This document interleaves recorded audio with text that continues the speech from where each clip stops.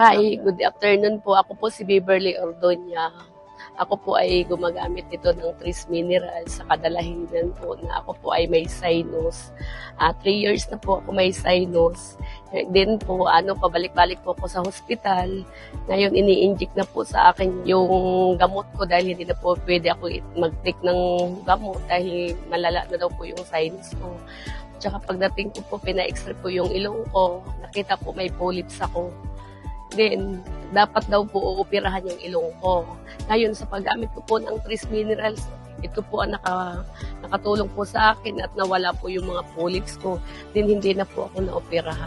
Sa mga kababayan ko po, kung mayroon po kayo nararamdaman na katulad ko po, mag-take lang po kayo ng Tris Minerals. Sobra pong nakakatulong po sa inyo ito at ako rin po, sa kadalahinan lang po nito, ako po ay gumaling po dito sa Tris Minerals.